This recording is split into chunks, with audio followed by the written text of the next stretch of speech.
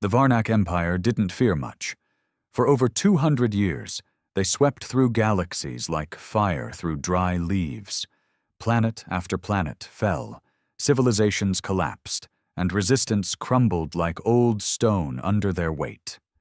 Their ships were massive, living fortresses bred for war. Their soldiers, genetically engineered, stood twice the size of humans and had no word for mercy in their guttural language. They had never heard of Earth. Until they did. Humanity had just begun to stretch its fingers beyond the solar system. A few scattered colonies here and there, Mars, Europa, a mining outpost in Proxima Centauri. We weren't a threat.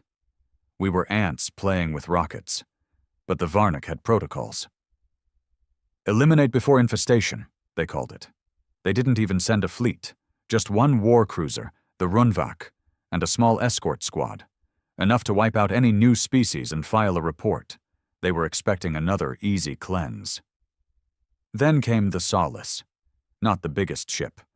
Not the most advanced.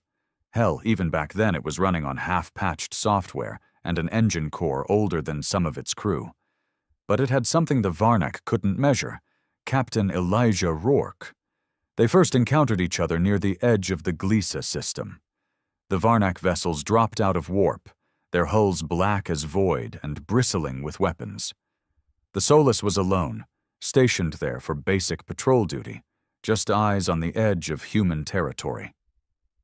Rourke didn't run. "Tell command we've got company," he said, calm as ever, lighting a cigarette in the command chair as red lights started flashing. "And prep everything we've got. We're holding this damn line." His officers looked at each other. "Captain, that's a Varnak cruiser. I know what it is," Rourke said, his voice steady. "You see another ship here ready to make a stand?" "No, sir." "Then it's us." The Solace launched every drone, armed every torpedo, and powered its main cannon, an old fusion lance that hadn't been used in 5 years. The crew braced. Everyone knew it was a suicide mission. Everyone except Rourke.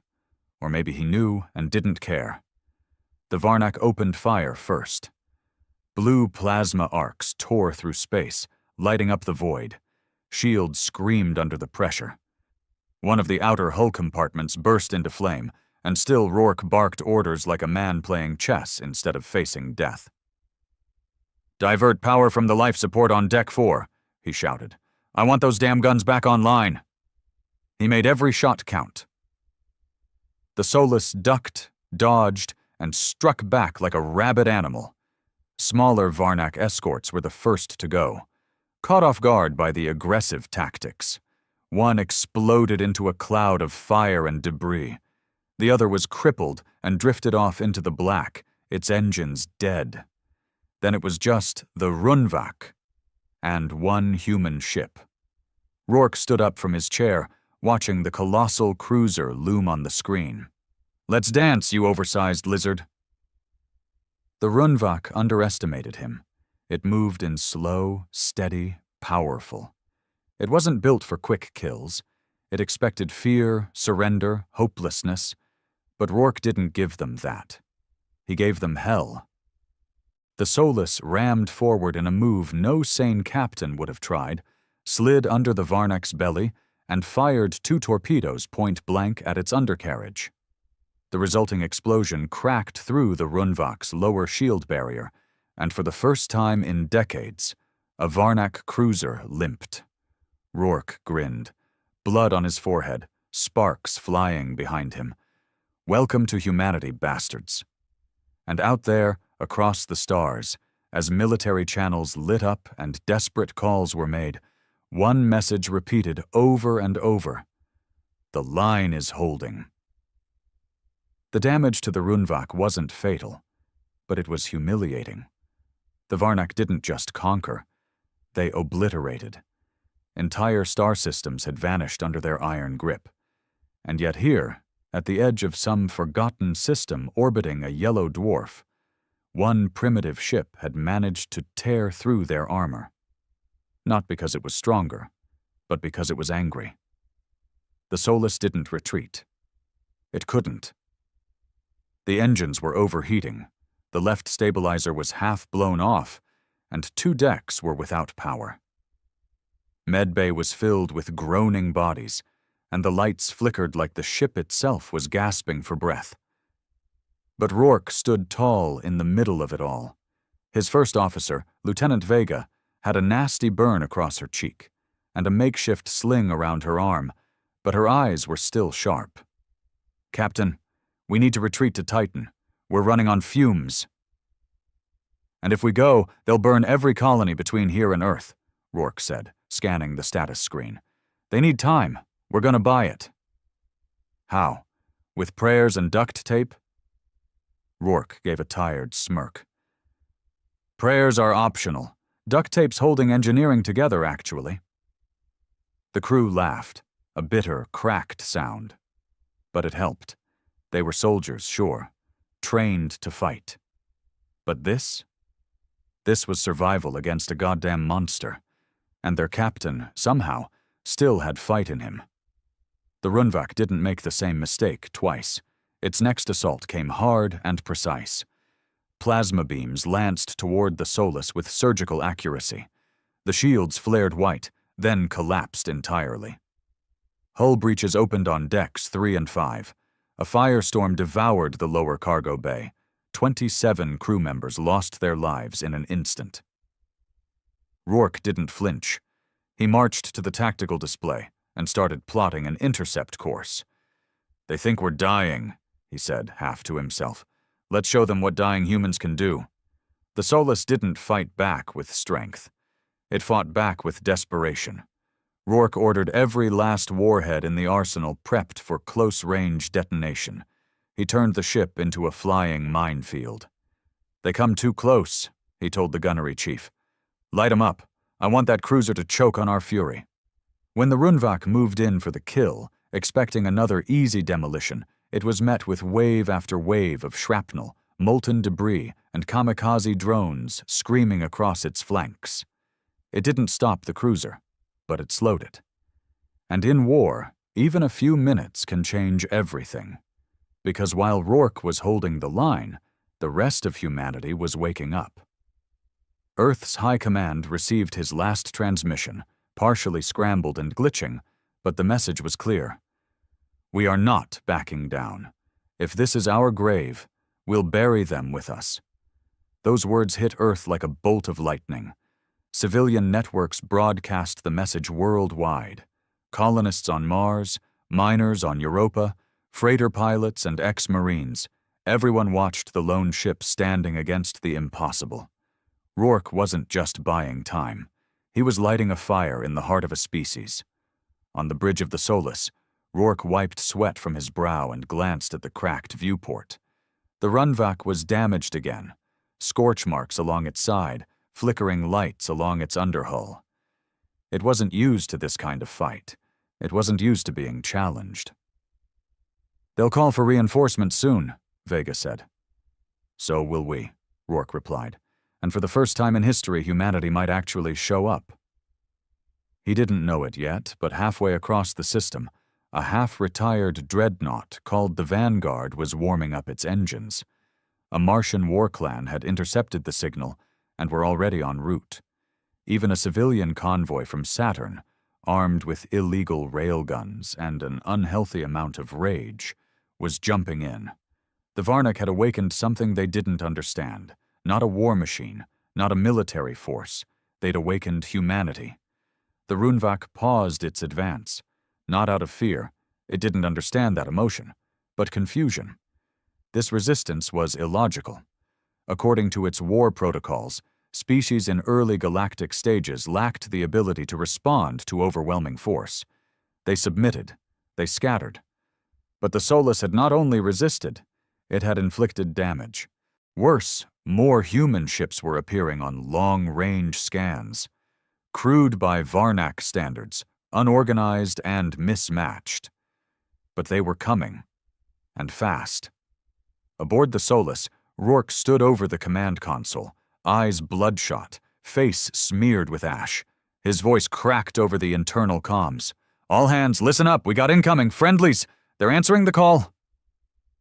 A beat of silence, then cheers, muted by fatigue, grief, but real. It was hope, the kind you taste after you've swallowed nothing but dread. Lieutenant Vega leaned over the display.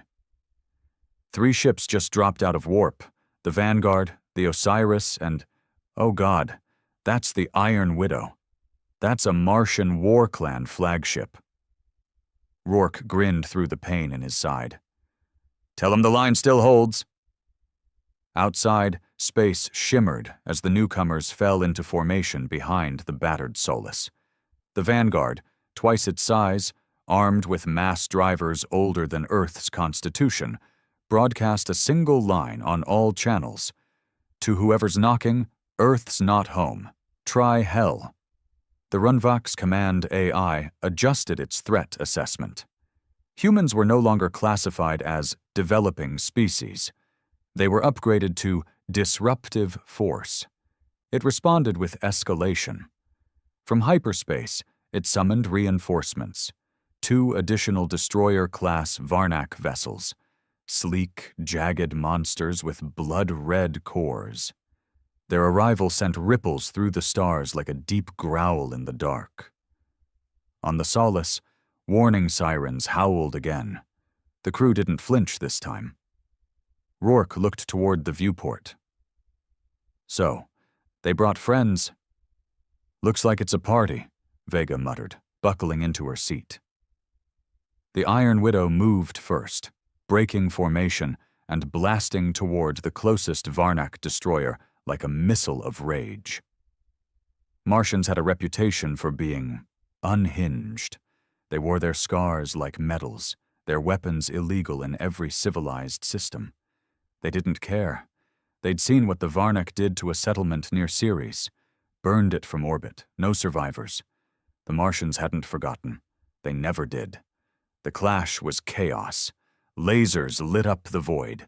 Metal screamed and exploded in silence. The Osiris flanked left, peppering the second destroyer with railgun slugs. The Vanguard unleashed a volley of fusion torpedoes that punched holes through enemy shielding. And still, in the middle of it all, holding the front like a stubborn ghost, stood the Solus. Half dead, leaking coolant but unmoving. They're focusing on us again, Vega called. That cruiser wants us gone. It's ignoring the others. Because we embarrassed it, Rourke muttered. Good. Let's piss it off some more. He keyed into engineering. How's my cannon, Voss? Chief Voss coughed through static. Held together by spit duct tape and a prayer to Newton, sir. That's enough. The fusion lance hadn't been fired since the first volley. Now it hummed with a soft, threatening glow. Rourke narrowed his eyes at the Runvak on screen. Line it up. I want to punch through its eye socket. As the Solus maneuvered, dodging plasma bolts with sluggish grace, the crew felt something shift. They weren't prey anymore. They were the anchor, the symbol. Other human ships were arriving, smaller vessels, armed freighters, even a damn asteroid tug with explosives strapped to its side. Humanity wasn't organized, but they were relentless, angry, united. In a galaxy used to folding civilizations like napkins, this didn't make sense. But that's what made humans dangerous. They didn't follow the script. The Solus reached firing position. Rourke stood, one hand on the control. Fire! The fusion lance unleashed a beam of raw energy, slicing across the stars and tearing into the Runvak's forward hull. Armor buckled. The beam didn't destroy the ship, but it hurt it. Again. The Varnak couldn't understand why this kept happening.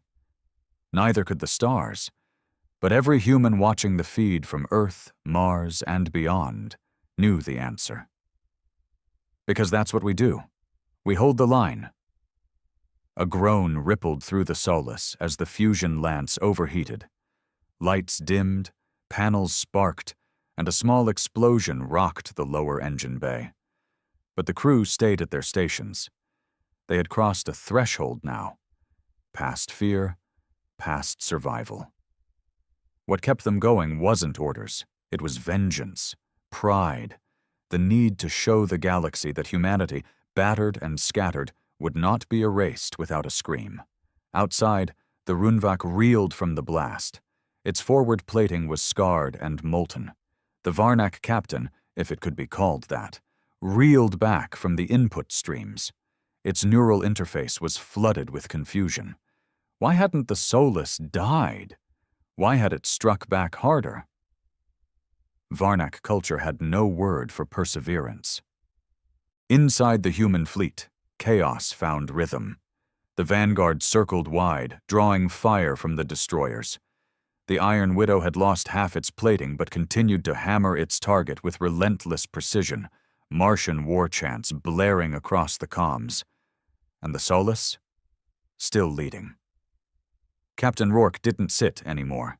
He paced the bridge like a caged animal, jaw clenched, eyes fixed on the screens. Sweat dripped from his temple. "Status on the Runvak?" "Badly damaged, sir," Vega replied. "Its primary weapons are still online, but its shields are dropping below 30%. "Then we're not done yet."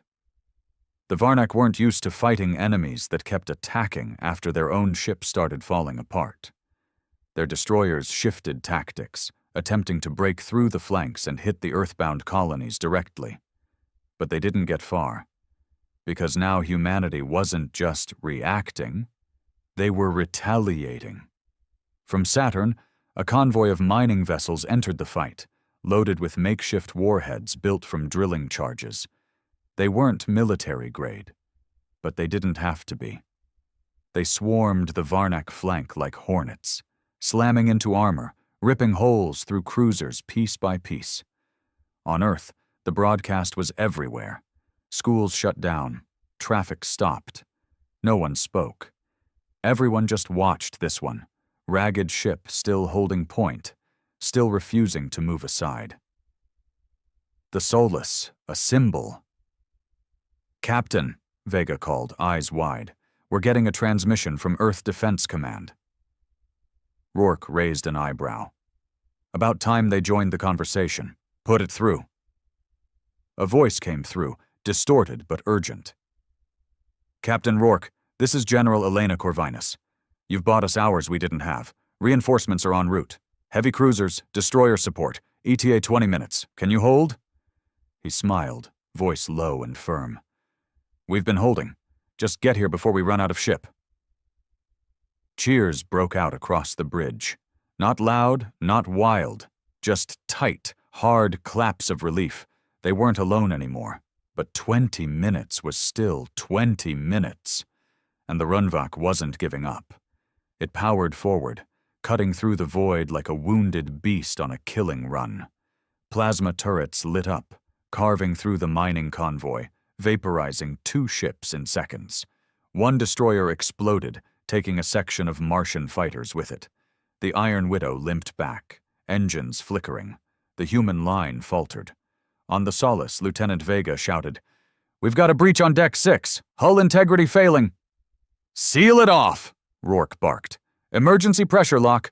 Reroute coolant to the main engine core. We're going to ram if we have to." "Captain," Vega started, but he cut her off with a raised hand. "If we die loud." The crew braced. The Solus turned. One last charge, one last scream in the face of extinction, and just as the ship's engines surged forward, ready to go out in fire, the stars behind them lit up. 3 Earth cruisers dropped from warp. The Dauntless, the Erebus, and the Pillar of Autumn, massive, hulking beasts of war, guns charged and aimed. Rourke laughed, breathless. "You're late." The Dauntless fired first. Twin plasma mortars slammed into the Runvak, splitting its flank. The Pillar of Autumn followed, battering the remaining destroyer until it cracked open like a steel egg. The line didn't break. The line surged forward. The battlefield transformed the moment Earth's warships entered the fray. Where there was chaos, now came coordination. Where there was desperation, now surged fury. The Dauntless led the charge, its massive dorsal cannon firing volley after volley into the Varnak line. The soundless impact of its shots in space was a kind of poetry, beautiful, brutal, and exact. The Erebus followed on its flank, peeling off enemy fire like it was swatting flies, its shield system centuries ahead of what the Solus could manage. But no ship, not even these giants, drew more eyes than the Solus. Scorched, lopsided. One engine barely holding together, and still holding the line like it was tethered to history itself. Captain Rourke stood in silence, arms crossed as the human fleet unleashed hell. He didn't smile. Not yet. "We got comms from the Pillar of Autumn," Vega said, breathless. "Admiral Dreyfus wants to speak directly." "Tell him to hold," Rourke replied, still staring out the cracked viewport. "We've got unfinished business." The Runvak was retreating, bleeding sparks and core fluid from gaping wounds across its hull. The pride of the Varnak fleet, their conqueror of stars, was in full reverse, shield generators flickering like dying candles. But Rourke wasn't going to let it get away. Not after all this. He turned to Vega, voice low and cold. "That thing torched colonies, burned our people alive. If it leaves, it'll come back with an armada. We end it now." Vega didn't argue. She just nodded. Engineering was a wreck. Voss coughed through the fumes on comms, his voice ragged. "Captain, she's barely hanging together. One more push might rip us in half." "I know," Rourke said. "That's why you'll need to time it perfectly." The plan was madness. No backup strategy. No escape pods ready. Just raw force and a very precise detonation. They were going to ride straight into the Runvak's weakened flank and set off every last warhead on the Solus, manually triggered, point blank, where the cruiser's shield matrix was already failing. It was suicide.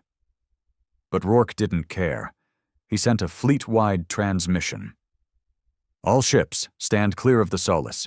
We're making one final pass. Admiral, if we don't make it out, finish the job." For a brief moment, silence reigned. Then the Dauntless cut its engines and pulled back, clearing a path. The Solus turned, broken nose pointing directly at the Varnak war cruiser. The stars shimmered behind it, and the fire of vengeance burned ahead. Inside the Runvak, panic stirred, mechanical, calculated, yet real. The humans weren't retreating. The logic array scrambled to make sense of it. Species under threat did not accelerate toward death, but humans did. The Solus went full burn, every engine screaming. Hull plating tore loose from the pressure. Fire erupted on 2 decks. The bridge lights died.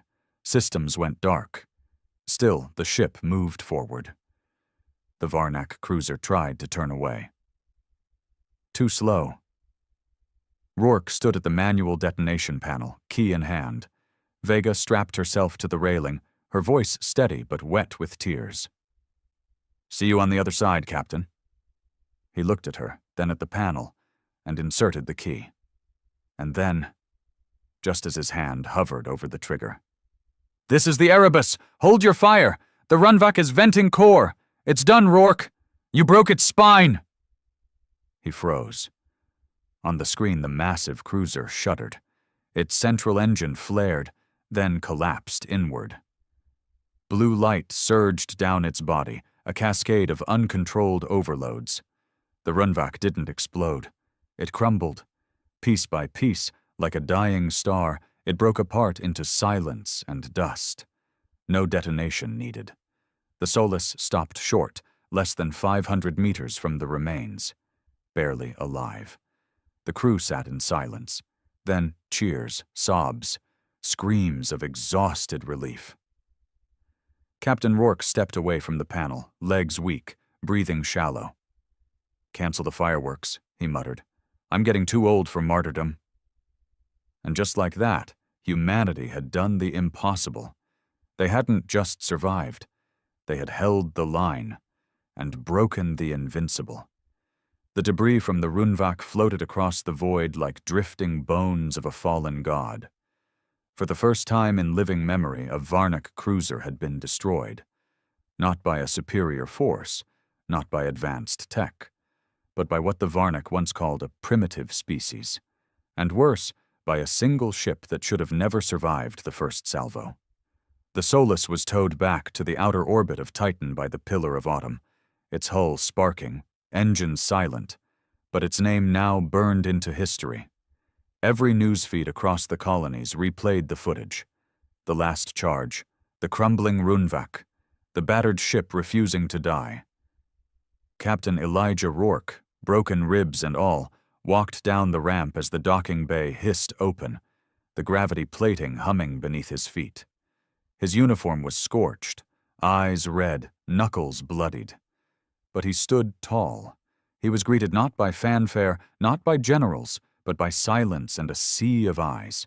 Engineers, soldiers, medics, civilians who had risked everything to get the message out. Survivors, believers. The silence held for a beat, then applause. Not polite, not rehearsed. It exploded through the hangar like a war cry, echoing off every wall, building in waves until even Rourke, tired, scarred, had to close his eyes and take a shaky breath. But not everyone was cheering.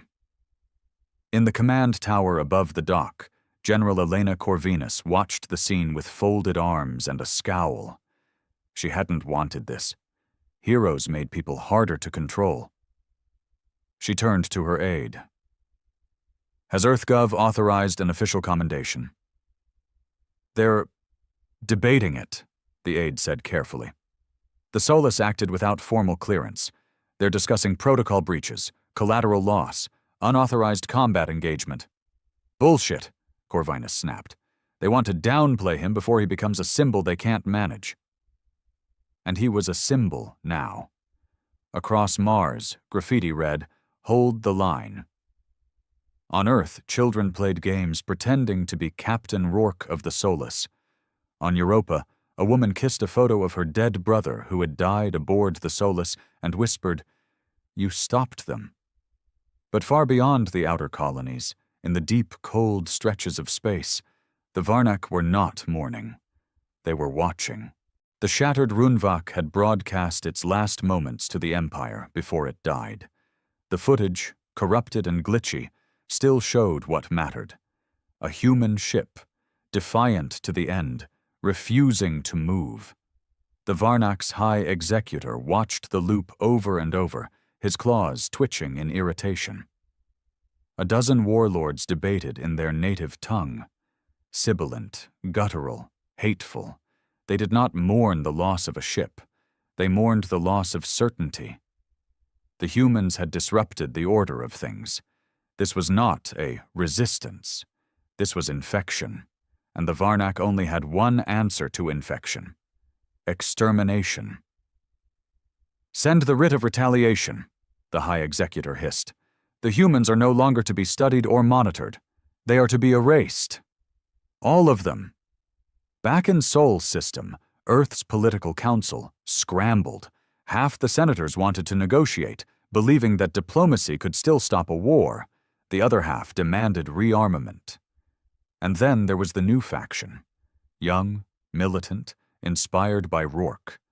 Colonists, engineers, smugglers, ex-soldiers, and students.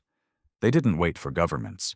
They organized online, calling themselves the Solus Legion. They pledged to defend humanity by any means, with or without permission. They wore patches stitched with one phrase: "We hold the line." Rourke didn't want fame. He didn't want politics. But in the aftermath, as medals were tossed at him like apologies, he realized something. This wasn't the end. The Varnak would return. And next time, they wouldn't underestimate humanity. 3 weeks passed since the battle. The Solus, barely a ship anymore, more like a floating coffin wrapped in legend, rested in dry dock above Mars.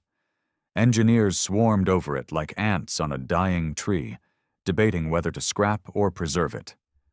Politicians wanted it as a museum piece. Soldiers wanted it reforged into something deadlier. But the people? The people wanted it remembered exactly how it was. Wounded, but undefeated. Captain Elijah Rourke sat alone in a hospital wing at Armstrong Base, half his ribs still wrapped, one lung recovering from vacuum exposure.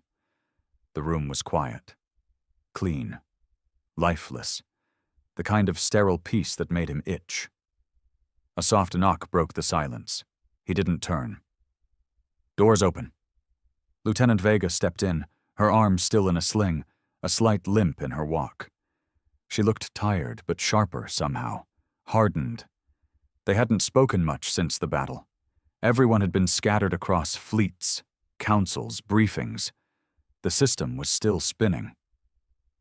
"You're alive," she said, walking in and dropping a bag of lukewarm Martian coffee on the side table. "Regrettably," he grunted. "They fixed me up so I could sit in more goddamn interviews." She chuckled. "The admirals love you now. You're a propaganda machine." "Yeah? Let them put them in a ship held together with chewing gum and spite next time." He sipped the bitter drink and leaned back, groaning as his ribs protested. "EarthGov's splitting," she said after a moment. "Half want to prepare for war. Half think we should beg for peace." "They won't get peace," Rourke said quietly. "Not after what we did. Not after the Runvak. They're calling it a fluke." He turned, meeting her eyes. "We humiliated them, Vega. And humiliation for an empire like that? It's like blood in the water. They have to answer it. They'll come back." She nodded. "I think they already have." She tossed a data chip onto his tray. "Intercepted signals. Fringe colonies have gone dark. No word from Talon's Reach. A freighter limped into Europa orbit with half its hull gone. Pilot swears it was a Varnak scout wing. Small, fast, testing the outer lines." Rourke clenched his jaw. "Recon before the hammer. And EarthGov's too busy debating budget logistics and treaty wording.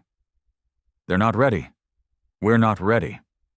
They sat in silence for a moment, the hum of the med equipment the only sound between them. Then Vega leaned in. "I want to rebuild the Solace." Rourke blinked. "Rebuild?"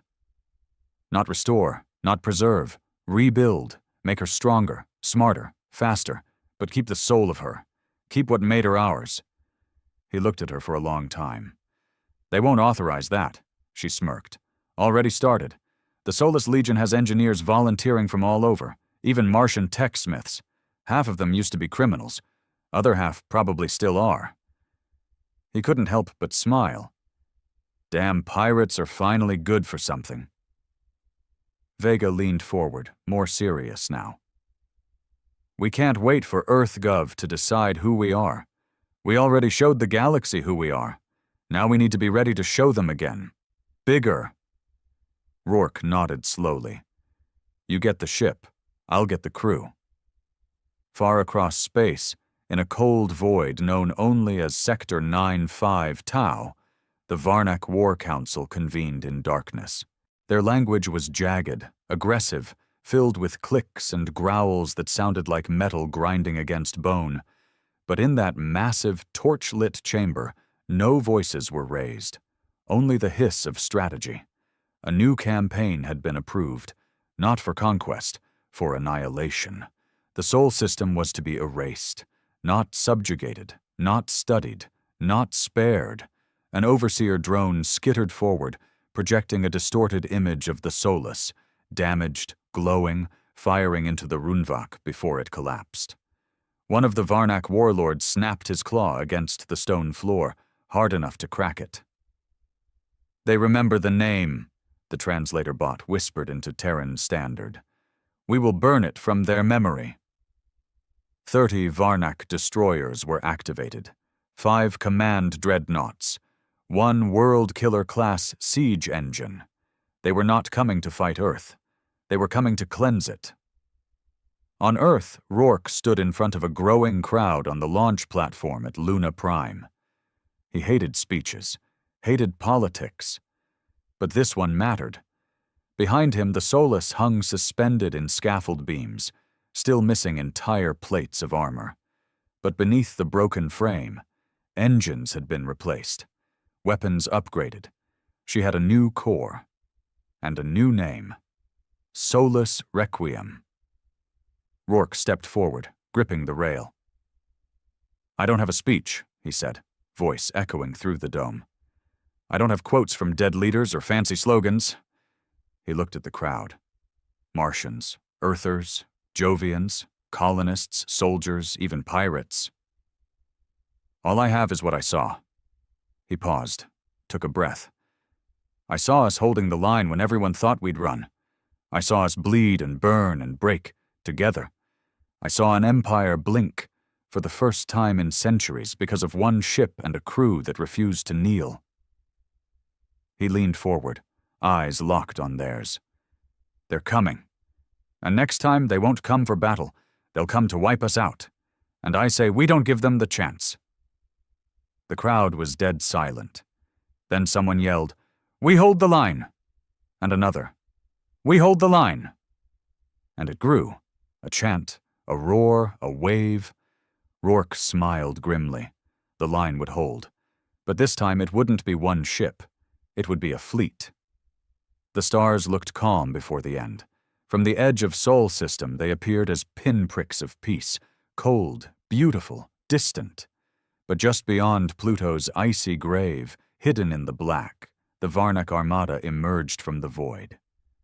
It wasn't a fleet, it was a sentence: 30 destroyers, 5 dreadnoughts, and in the middle of them, eclipsing even the light of distant stars, floated the HFY, the world killer.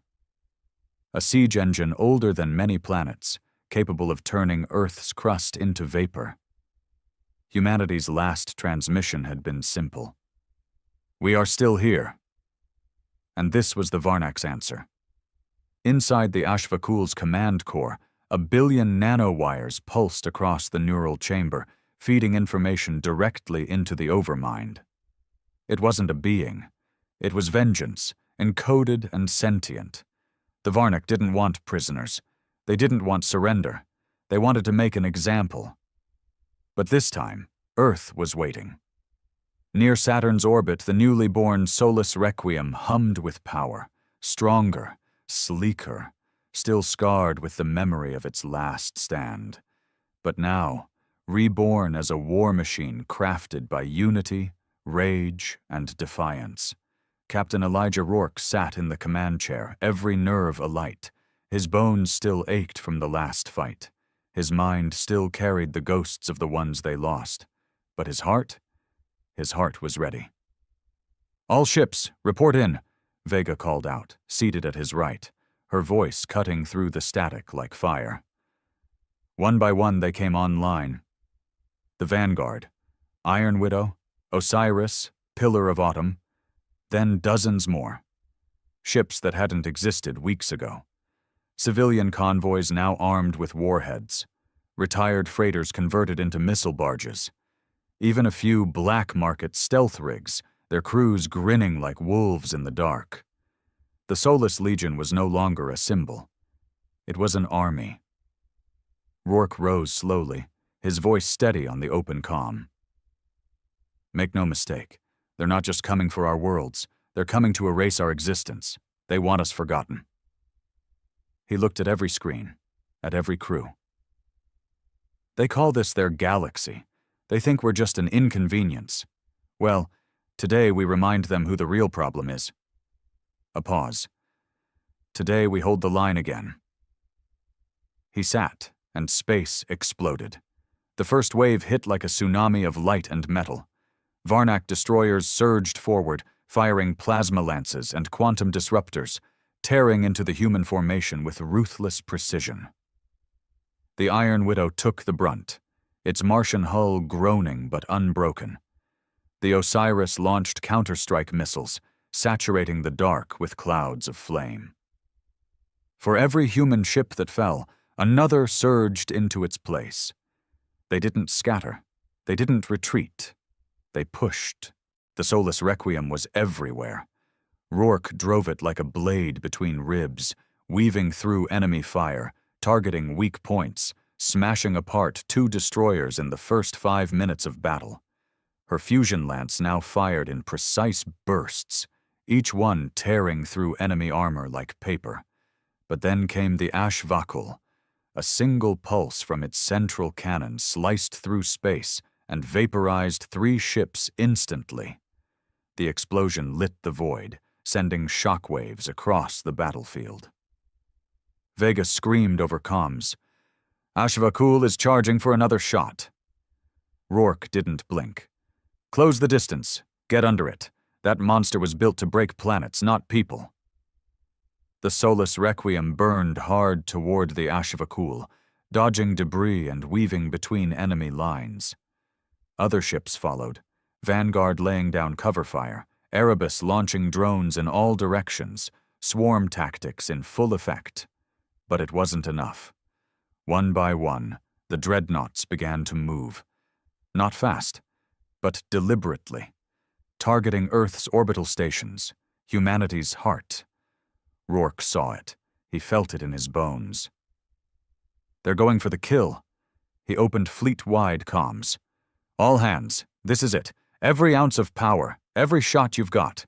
We take the HFY down, or Earth burns." The approach was hell. 3 more human ships exploded before they got within firing range. The Solus shook under direct impact, flames licking the control deck. Vega was bleeding from the temple, and Rourke's hands trembled from a fractured wrist. But they kept going. The final volley was a suicide run. "Target its core," Rourke shouted, "and prep the charge." Vega looked at him. "You're not doing this again." "We don't detonate us, we plant it," he said through gritted teeth. "We're not dying heroes, we're survivors with a vendetta." With the HFY's defenses torn open by the combined fire of the Pillar of Autumn and Dauntless, the Solus Requiem plunged into its belly like a dagger. Rourke and Vega personally led a boarding team onto the enemy dreadnought, fighting through Varnak drones and breathing in recycled fire-scorched air. They made it to the core chamber. The thing pulsed like a dark heart.